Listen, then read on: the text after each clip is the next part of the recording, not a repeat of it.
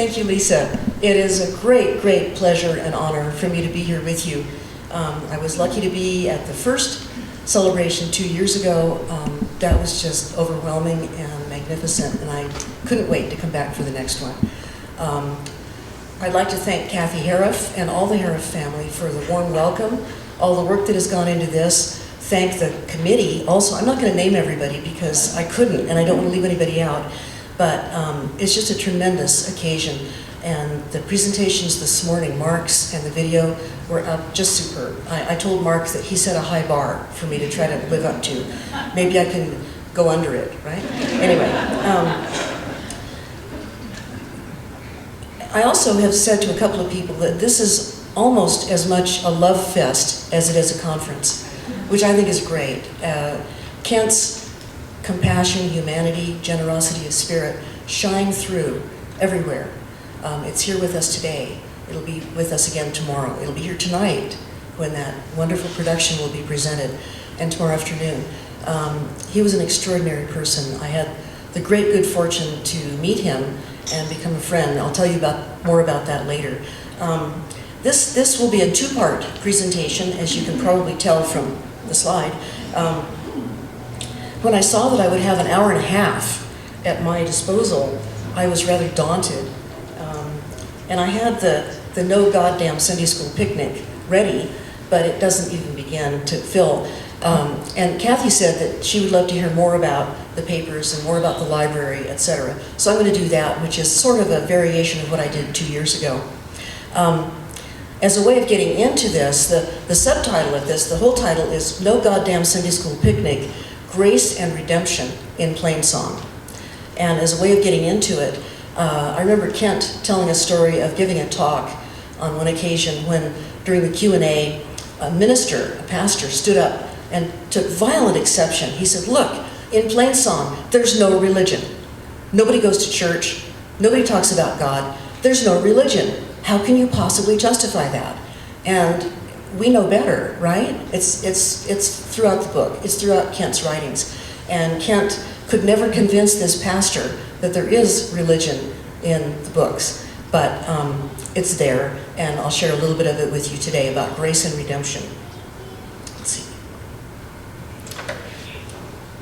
Kent Haruf's novels are set in the fictional prairie town of Holt, Colorado, as we know, where the people are self-reliant, where they say little but do much, and where they turn to one another for the community that provides their spiritual and physical support. His characters engage in the ordinary activities of everyday life, and most of them would never stand out in a crowd. Their stories resound with the small town life familiar to many people, but in the universality of their truths, they resonate for all of us. Haruf depicts what a character in Benediction calls the precious ordinary. As one critic has astutely observed, Haruf is not naive about human nature, and he doesn't shy away from violence or the cruel acts of everyday life, but he is convinced that decency is its own reward. He views his characters dispassionately, without judgment, but with great empathy, and he is able to look into their hearts while still respecting their privacy. In telling his stories of the precious ordinary, Haruf employs spare, graceful prose that carries a lean, poetic beauty. In his words, quote, "My intention is to write clear, simple, direct sentences, and to believe that if you write deeply and cleanly enough, then the reader will get what you want him or her to get. Beyond that, I want people to think that they have been in the presence of real people," unquote. Today I want to examine Plainsong and the influence of God and religion on the story and characters.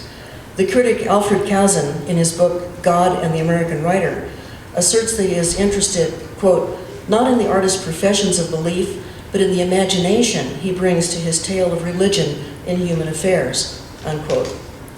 Plainsong fulfills this quality, as indeed all of Haruf's novels do.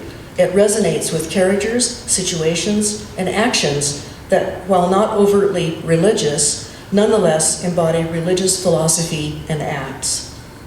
In the novel, the word God never appears, except as exclamations or curses like "goddamn," and none of the characters enters a church. But human goodness, and the kind acts that have long been associated with spirituality and also all religions from Christianity on, infuse both the characters and the narrative. This begins with the novel's title. It not only gives us a hint that religion plays a role in the novel, it also perfectly suits and even mirrors the author's manner of gradually revealing and developing the narrative. Plainsong, or plain chant, is the monophonic unison chant associated with the early Christian church, consisting of a single, unaccompanied melodic line. The term is also used to mean any simple and unadored melody or air. In the novel, Haruf's apparently simple story, much like the Plainsong of the early church, builds and grows to reach profound messages and truths that hold the potential to be life-changing. The writing itself is also a form of Plainsong, in that its seemingly simple, unadorned prose gradually reveals a graceful beauty, culminating in a richly conceived melody of revelation. Beyond the title itself, the novel's themes also encompass spiritual and theological matters, hence the subtitle, Grace and Redemption in Plainsong. Webster's dictionary provides us with handy definitions of these two words. Grace is defined as the unmerited love and favor of God, which leads us to the second sense, which is divine influence acting in man to make him pure and morally strong. This in turn takes us to the third sense of grace, which is the condition of a person thus influenced. It seems to me that the second and third senses of the word are clearly evident in Plainsong, given that the characters act of their own accord and we witness their actions toward one another, rather than God's grace directly and specifically. The word redeem means first to deliver from sin and its penalties. The second sense is to restore oneself to favor by making amends. And the third sense, more secular than sacred, is to make worthwhile or to justify. We shall see how these qualities form a significant presence in the novel. The novel carries several storylines in chapters that alternate among the characters whose names provide the chapter titles. Two of the narrative threads in particular hold interest for us in the way they embody religious philosophy and acts. Both story arcs involve pairs of brothers in somewhat parallel situations. The first narrative focuses on the McPheron brothers, a pair of elderly bachelor farmers raising cattle on the old homestead, and the second concentrates on Ike and Bobby Guthrie, aged 10 and 11, who see and hear much in their small town while bicycling about on their paper route. Both sets of siblings learn quite a bit as they are pulled into life-altering experiences, and their actions resonate with familiar religious principles as they and those around them are forever changed. Before we meet Harold and Raymond McPheron, we meet Victoria Rubidoux, the 17-year-old girl who will upend their peaceful, uneventful existence on the farm. Victoria is pregnant, and we first see her in the throes of morning sickness. Her mother walks in on her in the bathroom, observes her for a moment, then says, "You know what I think, little miss?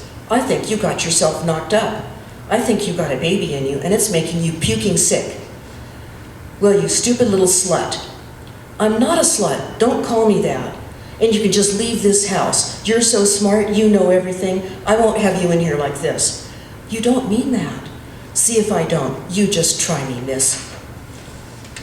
Already we see that the mother, a single mother by the way, whose drunken husband decamped long ago, is not prone to forgiveness or even much love. In contrast, several scenes with Victoria demonstrate her own humanity, compassion, and capacity to love. In other words, her own grace. For example, one evening after her dishwashing shift is done, and when she can't yet face returning to the home of Maggie Jones, the high school counselor who has taken her in, Victoria goes to a diner. There she watches as a woman verbally and physically abuses her two little girls after one of them spills her chocolate milk on the table. The children are terrified of their mother's fury. She curses and rushes out of the diner with the girls clattering after her, calling to her to wait. Outside, the woman throws her car in gear and starts driving away, leaving the girls to run after her and try to jump into the moving car. Inside the diner, the owner applies a mop to the spill, looks at Victoria and says, "Did you ever see such a mess?" Victoria replies, "She didn't mean to." And the owner responds, "I'm not referring to that. Is that what you thought?" The two women, Victoria and the diner owner, share this moment of empathy for little girls being emotionally brutalized by their mother. From her reaction to the scene, we know that Victoria will not descend to this kind of behavior once her own baby is born. We know that she feels understanding and compassion, and we feel ever more certain that she will be an altogether different person than either her own mother or even the woman in the diner. She will instinctively take on the role of caregiver for her child, and her love will surround and protect the child. Maggie Jones, the high school counselor, searches for a solution for the homeless girl. With a sense of both humor and mischief, she makes the counterintuitive decision to ask the McPherron brothers to take Victoria in, explains Victoria's plight, and says she needs their help. At first, they think she's asking for money, but she goes on to say, "I want something improbable. That's what I want. I want you to think about taking this girl in, of letting her live with you." They are dumbfounded. They look at her, regarding as if she might be dangerous. She smiles at them, quote, "You old solitary bastards need somebody too. Somebody or something besides an old red cow to carry about and worry over. It's too lonesome out here. Well, look at you. You're going to die someday without ever having had enough trouble in your life. Not of the right kind anyway. This is your chance," unquote. Maggie leaves and Harold and Raymond go outside to do the evening chores. On returning to the house, Raymond says, "Now, are you going to go in on this thing with me or not? Because I'm going to do it anyhow, whatever." Harold sputters at his brother, but agrees, asserting, "This ain't going to be no goddamn Sunday school picnic." "No, it ain't," Raymond said, "but I don't recall you ever attending Sunday school either." Haruf never explains or interprets his character's motivations, thoughts, or decisions, preferring to pare his writing to the bone and let the character's actions and words speak for themselves. Because Haruf doesn't offer any explanation for the McPherron's decision, we look to the dialogue between them to identify their motivation.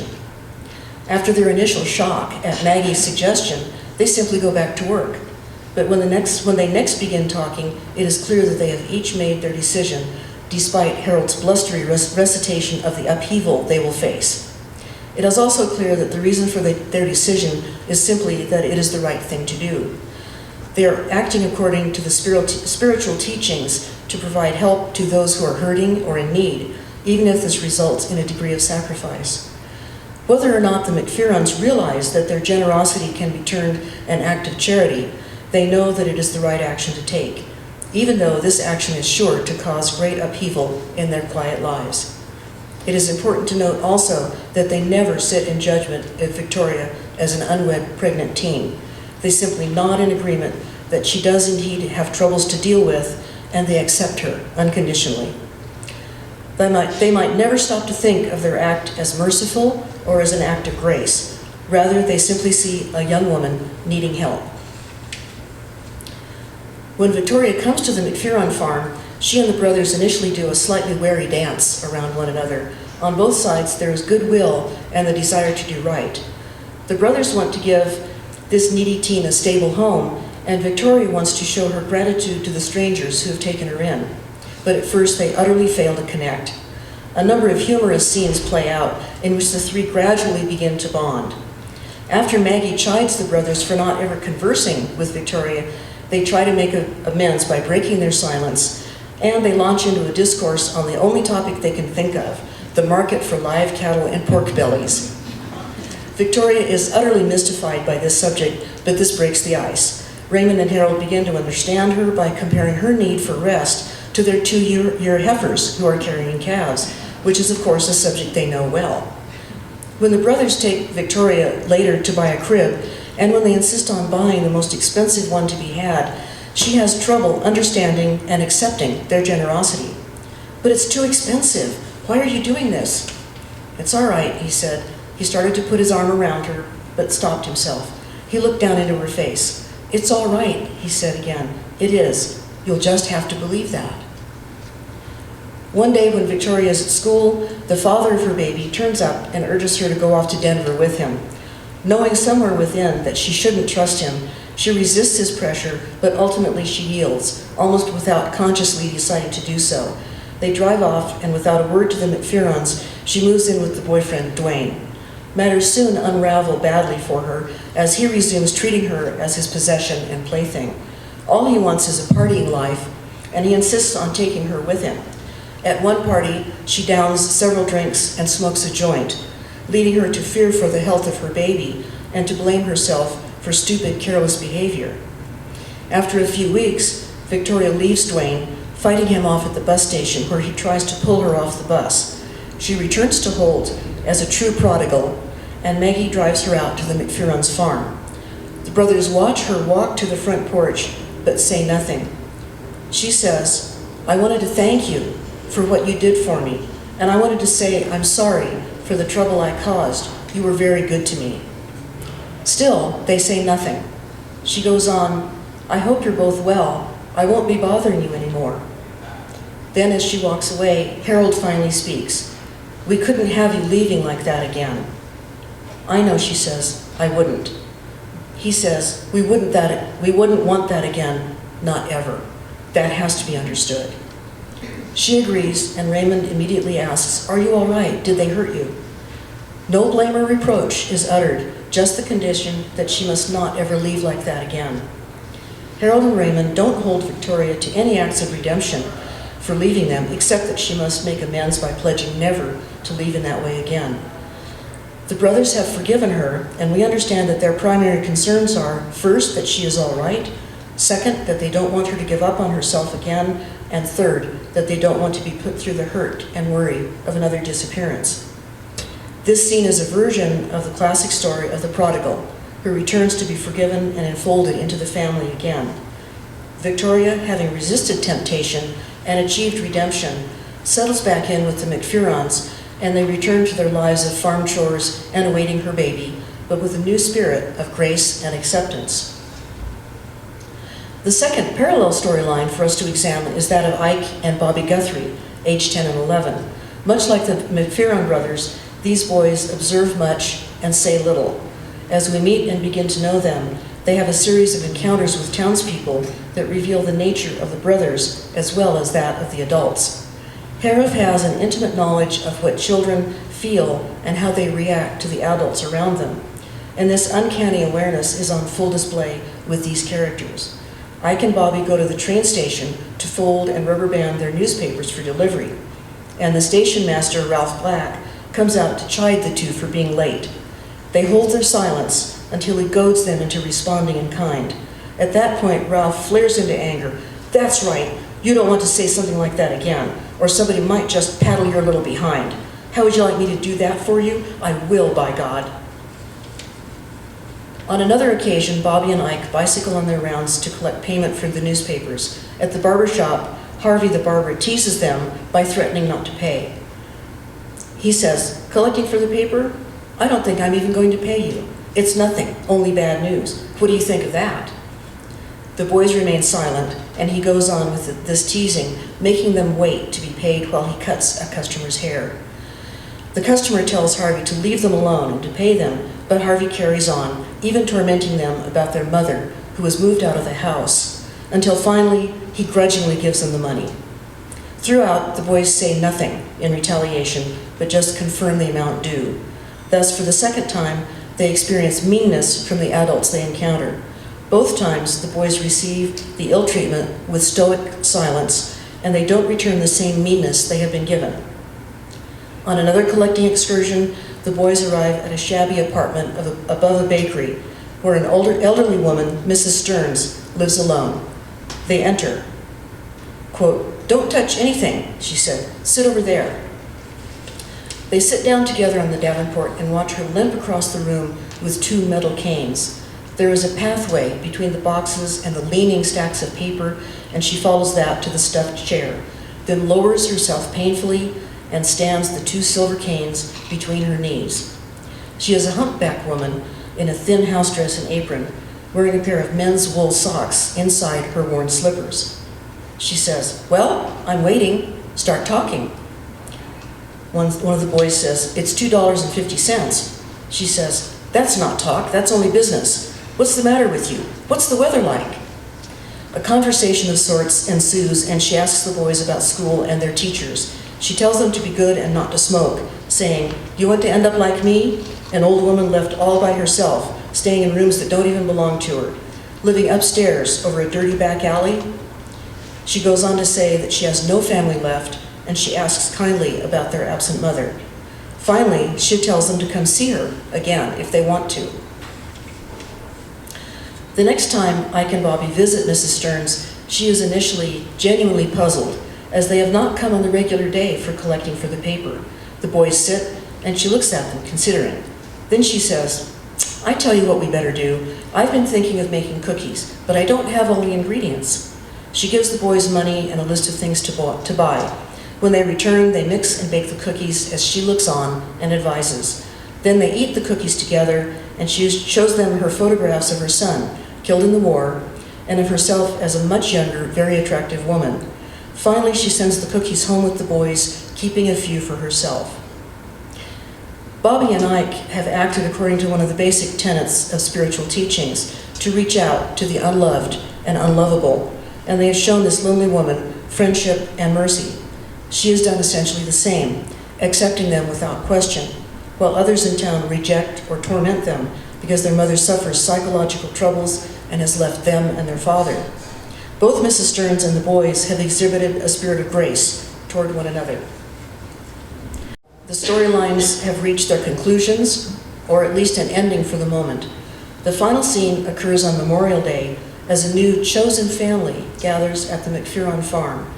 Raymond and Harold, with Victoria and her baby daughter, are the hosts for Maggie the school counselor and Bobby and Ike with their father Tom Guthrie. This scene reminds us of the early Christian church, when the community gathered together for food and fellowship in an environment of love and grace. The characters have all undergone change, and they have come to understand that they now form an extended family of people on whom they can rely. The grace of their selfless love for one another unites them in a community of shared kindness and generosity. This brief look at a couple of the themes of grace and redemption in Plainsong just scratches the surface of the novel's portrayal of the human spirit and its capacity to reach out and give kindness, generosity, and love to others. It is important to note that the novel is not a sentimental story of feel-good human emotions and behavior, but along with a good deal of human kindness, it also portrays the harsher realities of small-town life.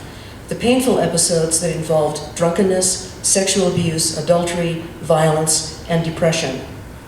By balancing the basic goodness of people with their human failings, Kent Haruf presents communities of people who resonate not just for those living in small towns, but for all of us, everywhere. Okay, that's the end of the first paper, and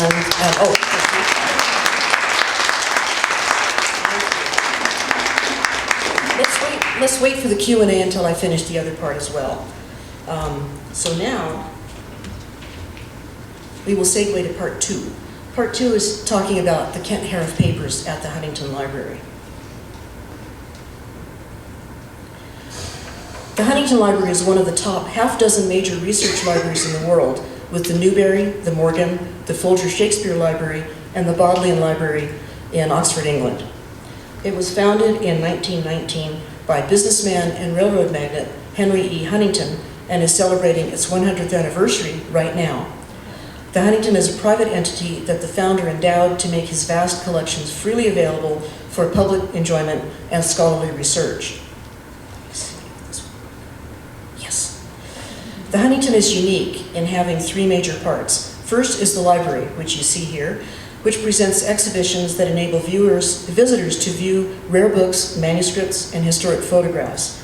Highlights include a Gutenberg Bible, and then my personal favorite, the Ellesmere Chaucer. This is a 1410 manuscript of Chaucer's Canterbury Tales, decorated with miniatures of the pilgrims. It's unique in the world. There's only one other that has such pilgrims. It's called the Hengert manuscript at the National Library of Wales, and it's been heavily damaged. So this is the preeminent source, and it's from this that flows all of the modern publications of Chaucer's Canterbury Tales.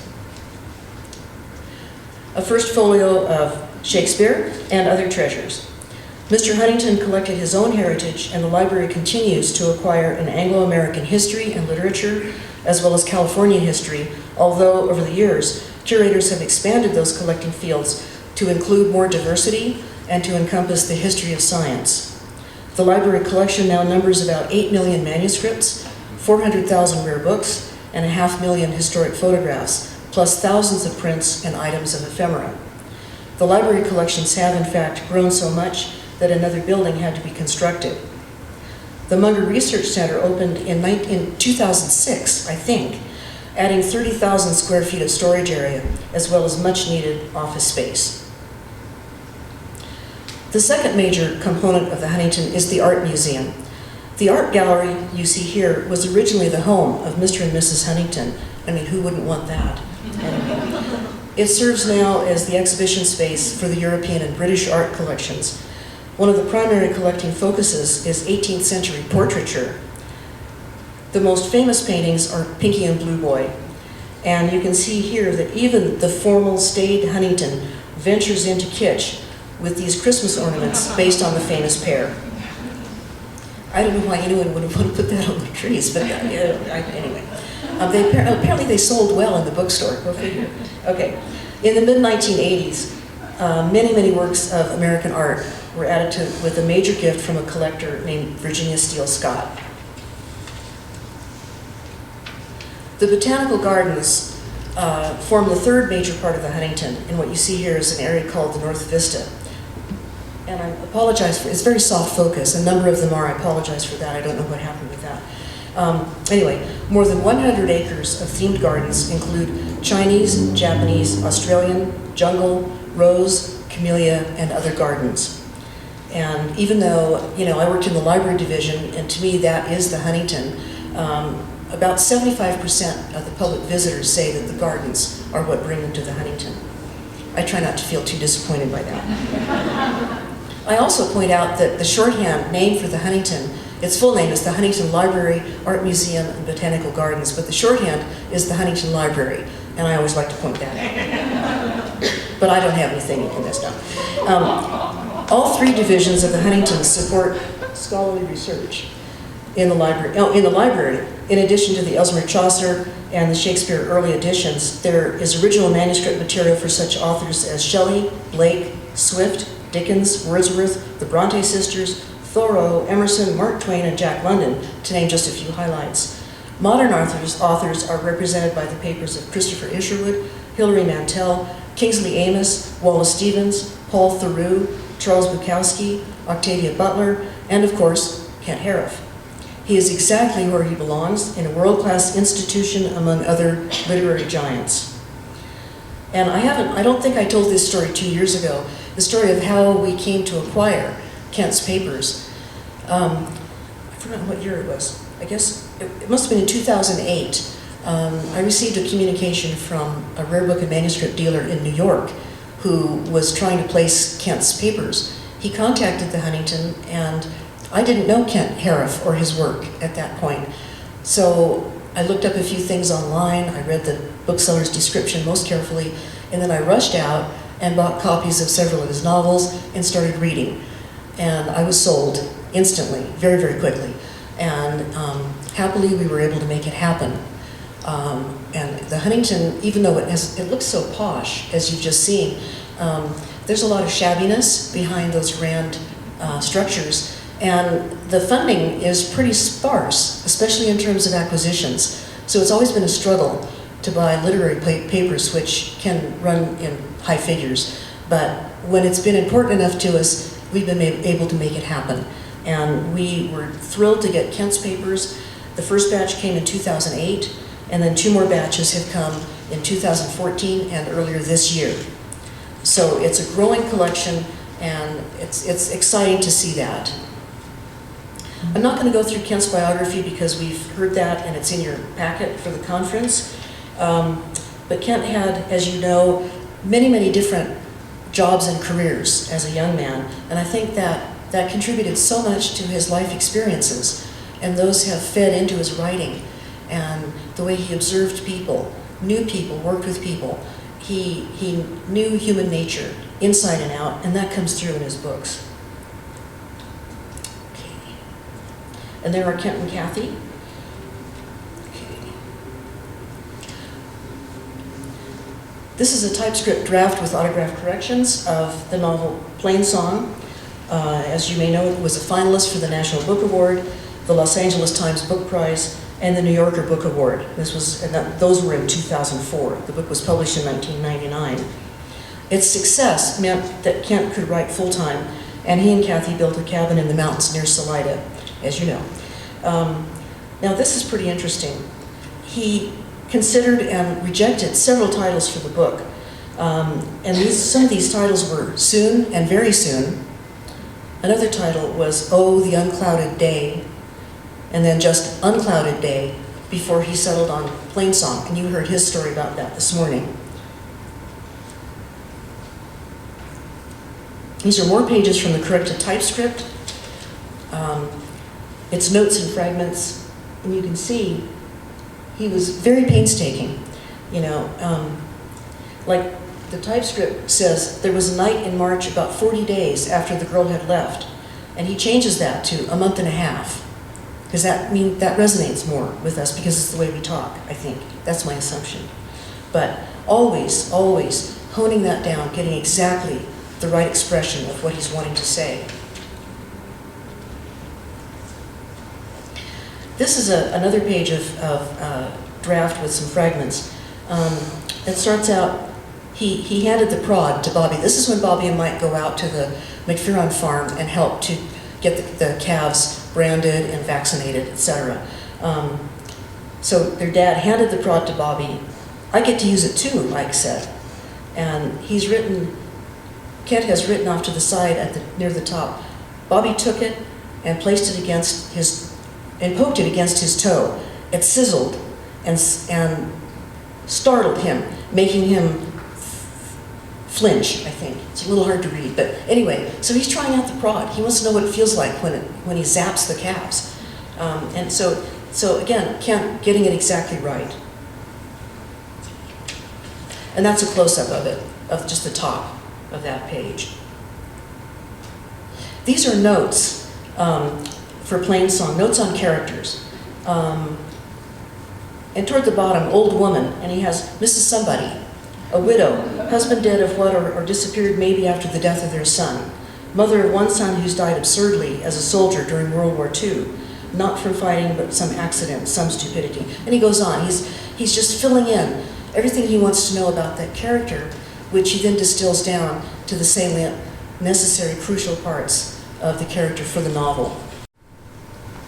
And then this is a wonderful page of notes, especially in line with something we learned this morning. This is a page of notes about pregnancy.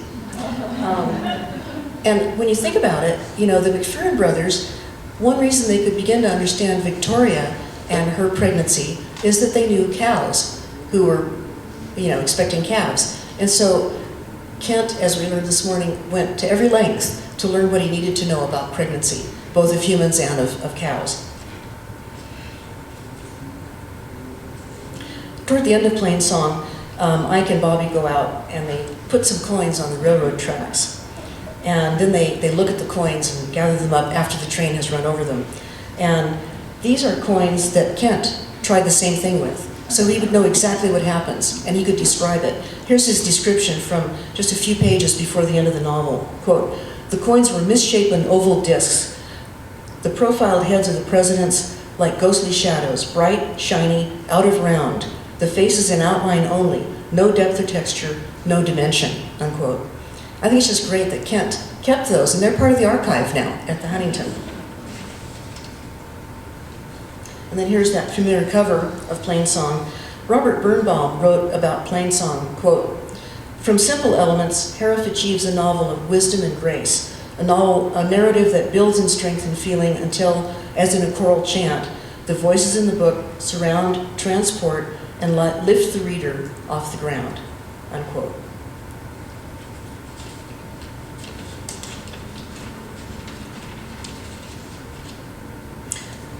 Here we see Kent with his longtime editor, Gary Fiskett John, and boy, they work well together. Wow, it just is pretty stunning, actually. And here's a list of titles that were possible titles for his novel Eventide, published in 2004. That Evening Sky, A While Before Sundown, A while till sundown, nightfall, evening comes so soon, soon and very soon, someday soon, any day now, and then eventide. About this novel, the critic Alden Mudge wrote, quote, Haruf's taut, unsentimental storytelling and spare, graceful prose are capable of transporting the imagination to a deeper understanding of human responsibility and connection, unquote. Okay. These are notes for eventide, and you see at the top it's weaning of calves, bring cattle, separate calves, down alley, sell calves, 9 months, 8 months, 65 cents, 70 cents a pound. So he's making notes about how the weaning of calves and then the selling of calves, how it all works, how the market works. Because he wants to know this because the McPherron brothers know these things. And this is just a little gem. It's Kent's drawing of a courtroom in juvenile court for the novel Eventide. And you can see that about in the middle of that page, pews for audience, and then down below door, and then down below that hallway. You can see the jury box over to the left, the American flag, a door, the judge is over in the upper right corner. So he's envisioned the whole thing. He's leaving nothing to chance. He's got to be able to see it in his head. And then these are questions that Kent asked of himself about Eventide in the course of making notes and thinking about the novel. And among these are, pregnancy test of cattle too long? Enough bang at the end? Too slow at start? So he's clearly going back and re-examining the entire novel and just really thinking more deeply about every decision he's made about the writing. This is another long page of notes. It's the order and sequence of scenes. So he's just scoping out, giving himself a schematic of the entire novel, which I'm sure then he played with and manipulated to make it exactly the best order it should be. So he's got prologue 1 and 2, Mary at the hospital, Clayton's theft, on and on and on. He's listed all these elements and scenes of his novel. And then a 3-part chart, again for Eventide.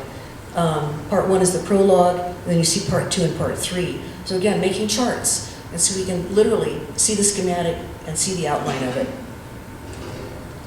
And these are Kathy's notes from her reading of Kent's novel.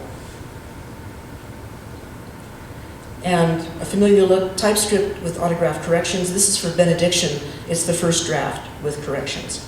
And you see what he's done. Over at the left in the top, and the left margin, it says, story starts. And he's put a big arrow over. He's killed all those first lines. They're gone. He's going to start several lines down. He thinks that's where the story really needs to start.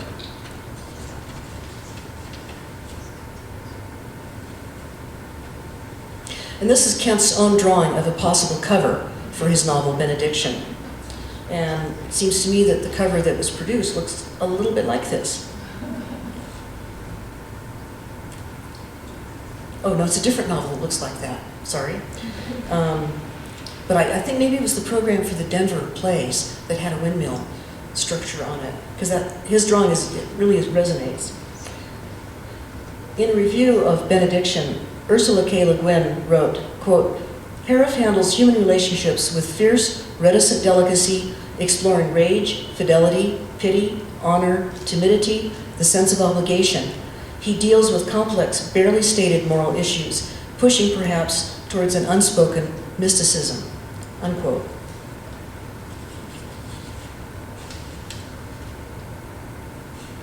And then we have some examples from the archive of how Kent's novels were received in some of the events that happened. This was a reading at a Barnes & Noble. And then this is one of my favorite photographs. I mean, this morning we saw the video, which was from the One Book, One Lincoln. And that's got to be Kent, that you can see in the side mirror down at the bottom. He's photographing the billboard. I just think it's great.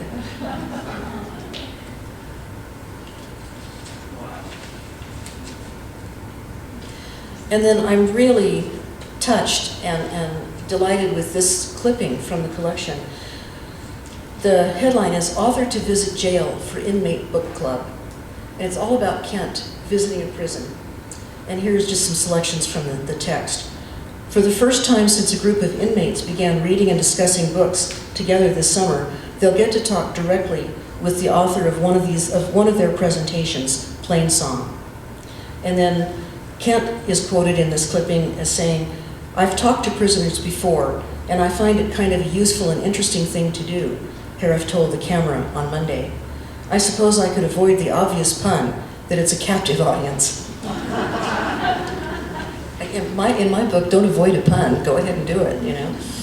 Use a pun, go to jail. Anyway, there's that win thing. Okay, this is the program from Plainsong, which when it was produced in 2008. It was a play adaptation, and it was really, really brilliant. I think probably a number of you saw it. Kent had strongly disliked two previous productions by the Hallmark Channel and by a Seattle theater company because they were too sentimental. The Denver director, Kent Thompson, who is here with us and will speak tomorrow, and I can't wait to hear it, but Kent Thompson listened to Kent Haruf and ensured that the script by Eric Schmiedel lived up to expectations. Kent set forth several conditions for the production. Quote, "First, they could not make it sentimental. Second, it had to include the painful episodes in this book. It was very important to me that this play run the whole range of the emotions I intended," unquote. Hallmark had cut anything that had a sting to it, and they had portrayed the McFerrin brothers as buffoons, rather than with the respect and admiration Kent felt for them. I was lucky enough to be able to attend Plainsong in Denver, and I can attest to this superb production. And I can also confirm that Kent was more than delighted with it. The Denver Center also presented adaptations of Eventide and Benediction, productions that were equally superb. And for any of you who attended, probably like me, you'll never forget the two actors who played Harold and Raymond McFerrin. They were unbelievably strong and good. Here are an artist's rendering of Harold and Raymond, outfitted in their ranch clothing, and a scene from the play itself, two characters on the couch. And then this is Kent's writing shed at home. He really needed the isolation. He needed a lack of sensory stimulation that might distract him from his writing. In fact, in the later years as a writer, he would pull a knitted cap over his eyes, and he would sit down and type blind at the typewriter. He didn't want anything visual distracting him from the scenes he could see in his mind. And I know he chuckled and told me that sometimes when he would pull that cap down and then put his fingers, he would miss the keys. He'd be on the wrong keys, but he's touch typing, and he would end up with absolute gibberish. And he kind of enjoyed that, you know, anyway. And this is a letter from the novelist John Irving, who was a great fan of Kent's. And I'll read you the second half of the letter. This is 1999, and he's writing about Plainsong. He says, "Your new novel is terrific. It's your best, but it's also one of the best American novels I've ever read, and I'm not exaggerating. It's great work, Kent. I could quarrel with you maybe over dinner about your habit of not using quotation marks when people speak, but I am obdurately old-fashioned about such conventions. I can truly say that not a single other thing slowed me down for a second. It is moving as a novel must be. It is truthful, disquieting, momentum gathering, and all of it works because the characters are so completely believable, some of them filling you with rage, others with affection. Good for you. I hope Knopf publishes the hell out of it."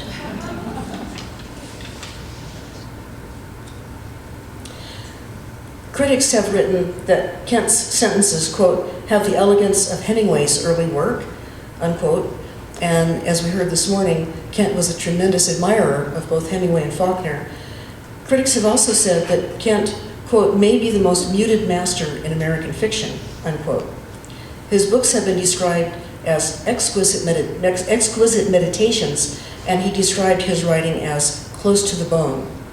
Kent wrote, quote, "In the plains, things are stripped down to the essentials," unquote. The rhythms of nature and simple work are a lattice work underlying his stories. He is a thoughtful, understated writer who writes with a restrained sympathy for his characters, even when they seem not to warrant much. In a 2000 interview about Plainsong, Kent said, quote, "Our lives are generally pretty messy. What I want to suggest at the end of the book is that at this point, at least this day and this point in their lives, all these people have found a place in a small community. It may even be an extended family in which they can connect with other people and find solace and communion," unquote.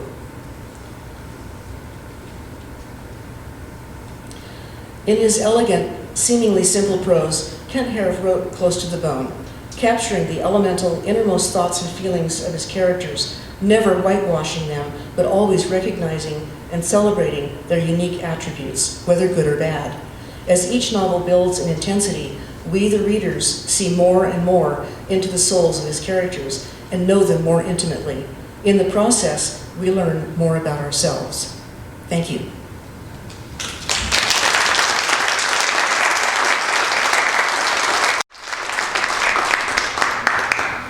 I'd be happy to take questions if there are any. Yes, Susie?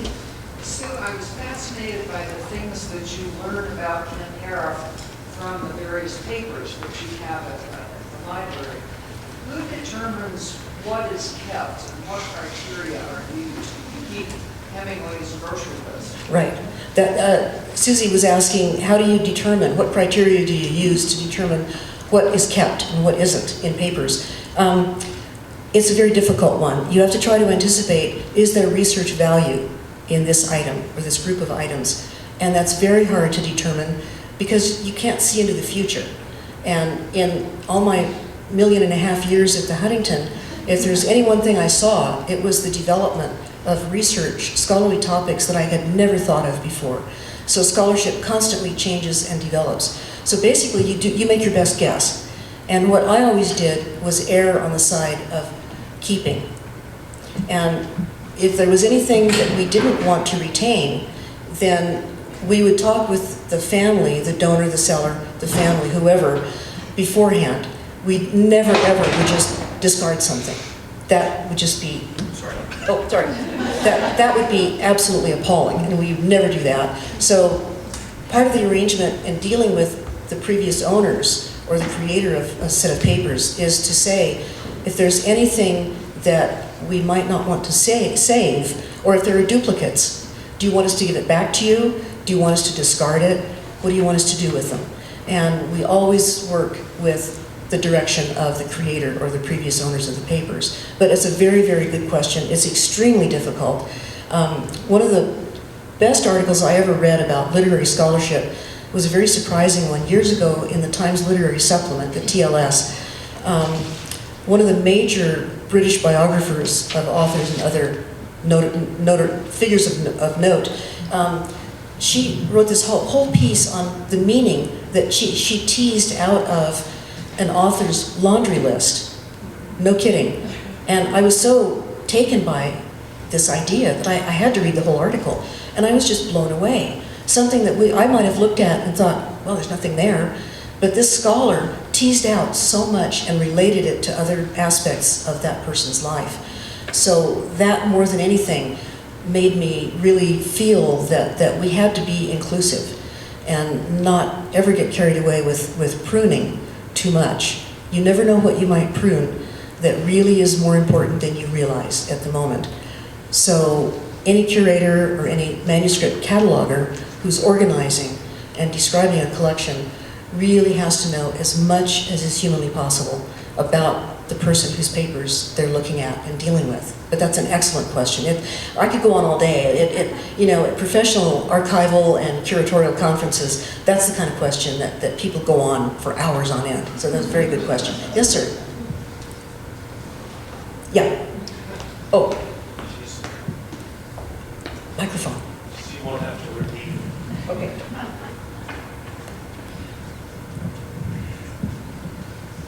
For many writers working today, there aren't papers that aren't digital. Myself included, I'll have 30 drafts of something labeled in a ridiculously prosaic way, where 20 years ago I had that in paper. How do you handle that? How do you approach that? That's another great question, and there's no easy answer. I was actually rather thankful to retire when I did, because I didn't need to deal very much with that. So I was like, oh, thank God. But no, digital collections are coming in constantly now, and there's born digital, which means it was created digitally, and that's really what you're talking about. And for the archivist or the curator, they have to try to recover that material. There's one way to do it is to print things off, but that wastes paper, etc. However, that's a more satisfactory answer if the only alternative is that the software and hardware to read those files won't exist later. That's one of the biggest problems that one can have. I know I got the papers of a Los Angeles Times columnist named Jack Smith, and his papers came in, and they were paper files. There were 2 hard drives that came in, and then 6 boxes containing floppy disks in every size there ever has been. And we can't recover those files. They're gone.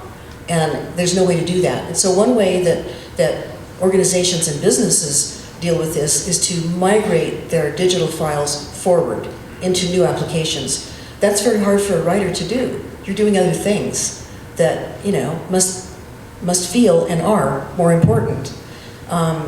So it's important for writers and other people who are creating records that are likely to have long-term use and value for research to try to think of the future. What should I be doing with those papers? And there are some softwares out there that will convert files. But archivists and librarians and curators have a heck of a job anymore because things disappear. I remember one time the writer Amy Tan came through the Huntington on a tour, and I was part of that group, and my role was to hit her up for her papers, of course. And I didn't, ultimately, because she said, among other things, that she was very uncomfortable with the idea of anybody studying her papers later on, if there were any. And she was uncomfortable with anybody creating a biography of her. So I thought, okay, well, this sounds like a non-starter. And then one of her people with her said, Amy, do you still have your first drafts of the Joy Luck Club? And Amy said, I don't think so. I think I deleted it. And that's what's happening. And emails now as opposed to correspondence. So, an archivist or curator's happiest collection is one that has nothing in it that's digital or electronic. And that's just not going to happen much anymore. It's just the way the world is. So new techniques are being developed and perfected year after year, constantly. And this is a major topic in archival conferences. But that's an excellent question. Anyone else? Yes.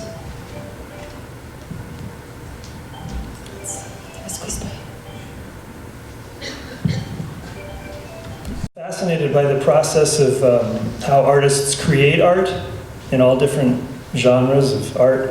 And so to see the slides of the typewritten text with the crossings out and the new additions and the schematics and the drawing and stuff, that's great. I love that stuff.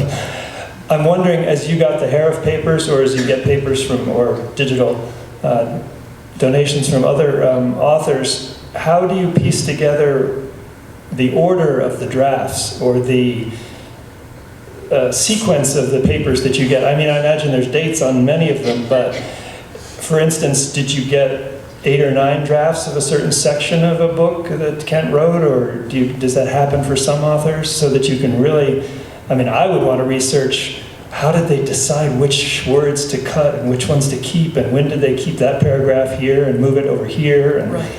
That's fascinating to me. Oh, yeah, it's endlessly fascinating. And I just felt like the luckiest girl in the world to have a job where I could see this material and work with the authors and get to know them.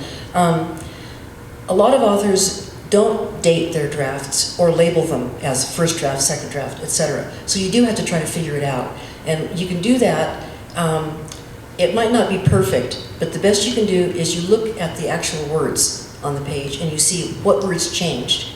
And so if you have drafts in which a certain thing got changed and it continues down the line in other drafts, you know that they all come after this first one. Okay? So you're using a lot of detective work. Sometimes a writer might change the way he or she creates. They might change from handwritten to typewritten to computer generated. So that can be a clue. The color of paper they use can be a clue. So you use every clue you can, but the one that you end up doing that's the hardest is looking at the text itself and seeing the specific words that have changed, and then tracing that. So you have stacks of these drafts out on a table, and you're doing this huge game of solitaire, in a sense, but with much more import than usual for solitaire. And you're finding out what looks to be the first one based on the text that's on the page. And then you try to place the others, and then you rearrange those stacks as you learn more about that text. So it's a very painstaking job, and often people wonder why processing and cataloging and describing a manuscript collection can take 1 or more years. That's part of why. Because we always try to make things as clear as possible for the researchers. Because when researchers come in, often they come from out of town. Scholars never have much money, and so they're staying in a hotel. They probably have a rented car. It's costing them the earth, and they can only be there for a week. And if they spend their time rearranging or arranging these drafts, then that's time they could have spent otherwise. And of course, things can get corrected. We may make an assumption, and the first scholar who comes in, who's an expert on that author, will say, no, no, no, no. This is the first draft, so that needs to go first. So then we look at it, we talk with them, and we make the change if we agree with them. So a lot of times curators and scholars work together. But again, that's an excellent question.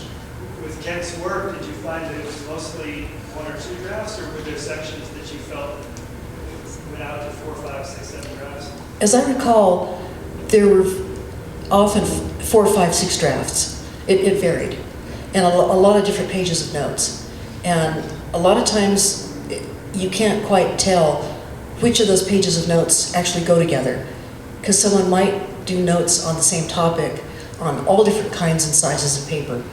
And so occasionally what you have to do is just put them all together in one folder and not try to break them up, because you might do more harm by breaking them up than if you leave them together. They'd still be there, but then the scholar has a different job.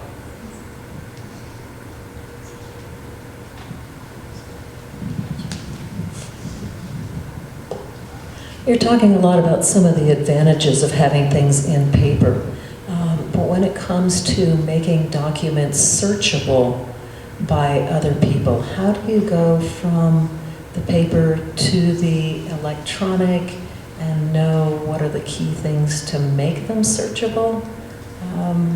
Sounds like a tangle. I wouldn't know how to start. How do you start and work with that? That's another great question about another great challenge to the archival profession. All libraries, including the Huntington, are digitizing their collections as fast as they can and as fast as they have the funding to cover. The Huntington has something called the Huntington Digital Library, or HDL. If you go on the Huntington's website, you can go to that, and there are thousands of primarily visual things, photographs and artworks, drawings, prints and ephemera, but also textual items. And they're fully cataloged, and it's a very, very laborious and costly process. But all libraries are committed to doing that because it makes your materials so much more widely available. The Huntington digitized, for example, 12,000 photographs by Jack London, and that rose to the top of the line because the physical photographs themselves were degrading just because of the chemicals eating themselves up. And so as soon as I noticed that, I reported it, and that project jumped to the top of the queue. To digitize 12,000 photographs took $150,000 and 3 years. So that's just an example. So occasionally we have people come in and they'll say, well, have you digitized everything in your library? Well, not quite, you know. And the Huntington, I don't know how much this has changed since I retired 2 years ago, but they did designate any digital capturing project of 150 images or more. It would be called a special project, and it had to have money raised because the budget didn't cover it. And so it's always a matter of scrambling and scrambling. But the curators all submit their priority lists of what they would like to see digitized the soonest and, you know, right away. And then those go into this great thing and it becomes put together into one grand list. And then when they can raise the money, then they start the digital project. And the reason it's such a costly project is because you have to make what's called the metadata. Metadata is the description of the item that's being photographed digitally and to be mounted. If you don't describe it well and effectively, then it can't be retrieved. And so the cataloging, the metadata, is done first, ahead of the photography, and it's a much slower job. And so usually the cataloger will start, and maybe a year later, the photographer will start. And so libraries will have contract photographers that they call in to do these special projects. And I know the Huntington's goal was to keep a couple of contract photographers busy all the time. So that meant they had to plan these projects very carefully. If you go for grant funding for a project like that, you wait. Like if you go for a National Endowment for the Humanities grant, you wait the requisite time. NEH grants have a success funding rate of about 16%. So that's, you know, less than 20% of the applications are approved. And so you can put in your application, you wait months, and then it's turned down. Meanwhile, your contract photographer, who has to pay her bills, goes on to another job. So it's very hard to work on the timing of that. But the libraries work very hard to do this because there is a very strong commitment in the profession all across library borders to put the collections up and make them as maximally available as is possible. And the Huntington has that commitment as well.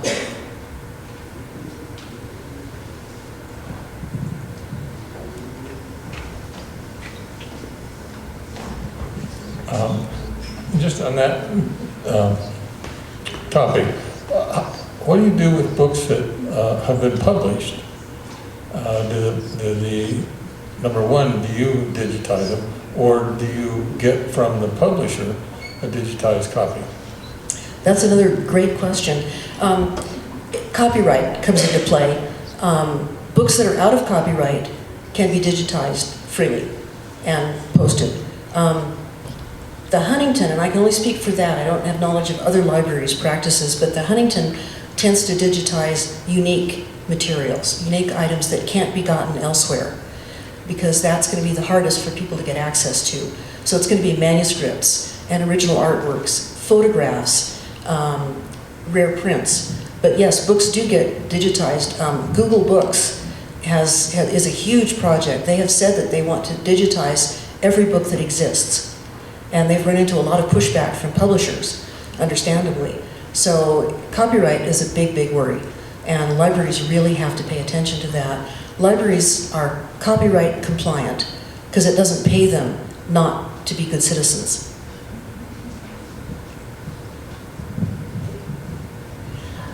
I'm interested in marginalia. Once a long time ago at the Keats House in London, I saw Ode to a Nightingale with Thomas Hardy's marks in the margin. So I wondered, do you have any of Kent's Faulkner or Hemingway? I just wondered, did he write in his books and did he have things in the margin? To the best of my knowledge, the Huntington doesn't have copies of the actual books that Kent owned and read. To the best of my knowledge. I've been retired for 2 years, so I'm a little bit not current. But wouldn't that be great? Maybe that'll happen, you know. The Huntington does try to acquire the library of major authors because they're so revealing and are so important a source. But that would be great. Any other questions? Okay, thank you very much.